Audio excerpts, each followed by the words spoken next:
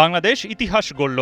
সম্ভবত টাইগারদের সেরা টেস্ট ম্যাচটা আপনি দেখলেন। নাজমুল শান্তর দল জিতল ৯ উইকেটে, মেহেদী মিরাজের ঝুলিতে উঠল ৫ উইকেট। আর তখনই আপনি দেখলেন বাংলাদেশের সেরা খেলাটা, এমন এক ম্যাচ যেখানে প্রতিটা ডিপার্টমেন্ট নিখুঁত পারফরমেন্স করল।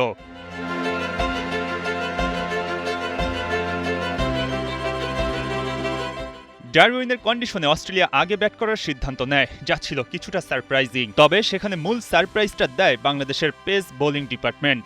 বাংলার পেসাররা তুলে নিল অজিদের ১০ উইকেট, ইতিহাস গড়লেন হাসান মাহমুদ। একে একে ৬ উইকেট পুড়লেন ঝুলিতে। তাসকিন আহমেদ আর ইবাদত হোসেনরা নিলেন ২টি করে উইকেট। অস্ট্রেলিয়া অল আউট হয়ে যায় ১৯৮ রানে। প্রথম ইনিংসে মেহেদী মিরাজ ও তাইজুল ইসলাম কয় ওভার করেছে জানেন তো? মিরাজ ৪ ওভার ও তাইজুল ৫ ওভার। যখন পেসারদের তোপ শুরু হয়েছে, মিরাজ ও তাইজুলের প্রয়োজনটা তেমন হয়নি। তবে এটা টেস্ট ক্রিকেট, প্রয়োজনটা কখন এলো দেখুন।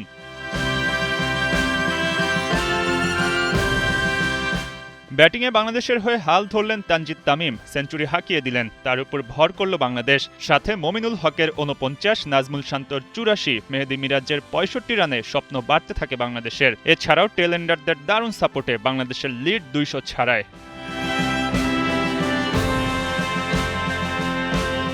এখানে খেয়াল করুন, বাংলাদেশের মূল ব্যাটাররা যেমন ভালো খেললেন, টেস্টের টেলেন্ডারদের সাপোর্টটা কতটা গুরুত্বপূর্ণ। হাসান মাহমুদ, তাইজুল, তাসকিনদের ব্যাটিংটা যারা দেখেছেন তারা জানেন ২০০ পেরোনো লিডে তাদের দরকার ছিল।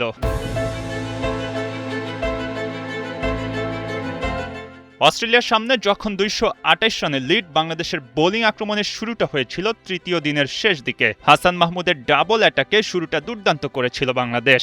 দিনের বাকি ২ উইকেট নেন তাইজুল ও মিরাজ। ১৬১ রান তুলতে পারলেও অস্ট্রেলিয়া হারায় ৪ উইকেট। চতুর্থ দিনের প্রথম সেশন শেষে মিরাজের বোলিং ফিগারে ওভারের সংখ্যাটা সবচেয়ে বেশি। ২৮ ওভার করে সংগ্রহ করলেন ৪ উইকেট। মিরাজের সাথে অন্য পাশে ঘূর্ণি তুলেছেন তাইজুল। একপাশে তাইজুল চাপে রাখলেও অন্য পাশ থেকে উইকেট নিয়েছেন মিরাজ।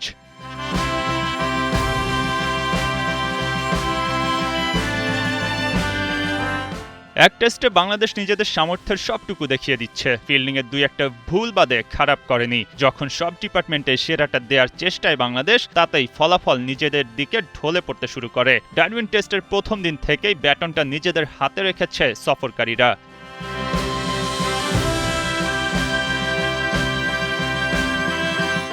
টেস্ট ক্রিকেট এখনও কেন এত আনন্দ দেয় তা এসব ম্যাচ দেখলে বোঝা যায়। আপনাকে প্রতিটা মুহূর্ত মন দিয়ে খেলতে হবে, কোনো ইঞ্চি ছেড়ে দেয়া চলবে না। যখন ব্যাট করছেন, যখন ফাস্ট বোলিং করছেন বা স্পিন, পিচের আচরণের সাথে নিজেকে মানিয়ে নিতে হবে।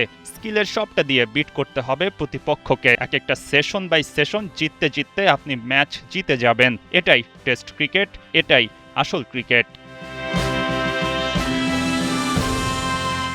মঈন হাসান, ৭১।